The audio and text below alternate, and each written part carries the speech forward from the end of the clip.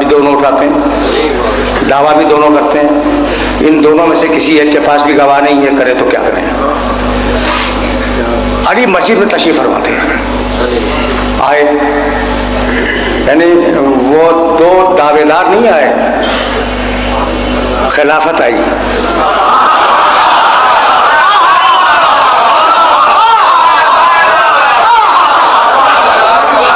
समझना भाई, समझना। आए, बैठे अली के पास और उन दोनों को भी साथ लाए। कहा या अली इस मसले को हल करो। कहा मसला क्या है? कहा इनसे पूछो।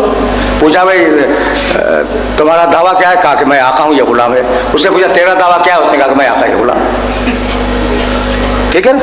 अली ने कहा कंबर मस्जिद के दीवार में 2 सुराख करो। देखिए तुम्हें कहीं ले जाना चाह रहा हूं मैं, और ये ज़हन में रहे कि अली आलिमुल गैब, यहाँ तक जाना है, यहाँ तक जाना है, अली आलिमुल गैब। और इसी जुमले पे गुफ्तगू आज तमाम हो जाएगी। कहा 2 सुराख करो। सुराख कर दिए गए, मिट्टी की मस्जिद थी, सुराख हो गया। कहा इन दोनों को बाहर ले जाओ और दोनों की गर्दनें मस्जिद के अंदर डाल दो। तो अब गर्दनें अंदर हैं, पूरा जिस्म बाहर है, गर्दनें अंदर है। वहीं अली बैठे हैं और दूसरे बुजुर्ग तशरीफ फरमा है। कंबर ने कहा कि या अली, मैंने हुक्म की तामील की। अली ने सुना भी नहीं, टाल दिया। कहने लगे आपका मिजाज कैसा है, आप खैरियत से हैं, दूसरी बातें, कोई और मसाइल वो डिस्कस होने लगे। अली उन दोनों की तरफ मुतवज्जह नहीं है, अली उन दोनों की तरफ बिल्कुल मुतवज्जह नहीं है। जब बहुत देर हो गई तो खिलाफत घबराई कि भाई अली कैसा फैसला कर रहे हैं। कहा या अली फैसला? कहा भाई आप कैसे हैं, आपने रात कैसी गुजारी? फैसला फिर भी नहीं दिया। जब लोग अचंभे में पड़ गए तो एक मतलब कंबर से कहा कि गुलाम की गर्दन काट दो। जो गुलाम था घबरा के गर्दन खींच ली।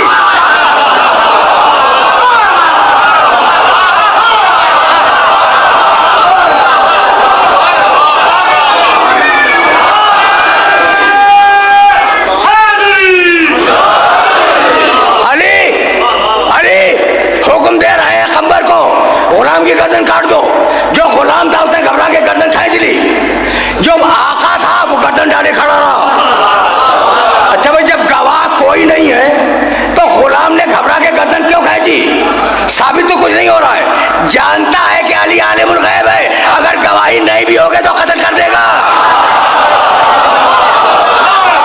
मेरा बंदों का खुदा नहीं, नुसैरियों का खुदा।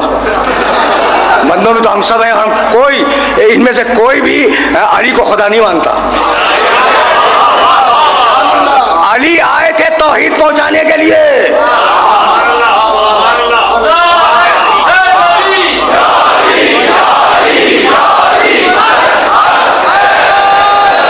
भाई मैं तो पहली तकरीर में या दूसरी तकरीर में कह के गया हूं कि धोखा दोनों ने खाया है।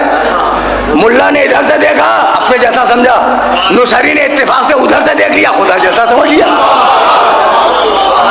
अच्छा भाई, तो अब गुफ्तगू रुक गई।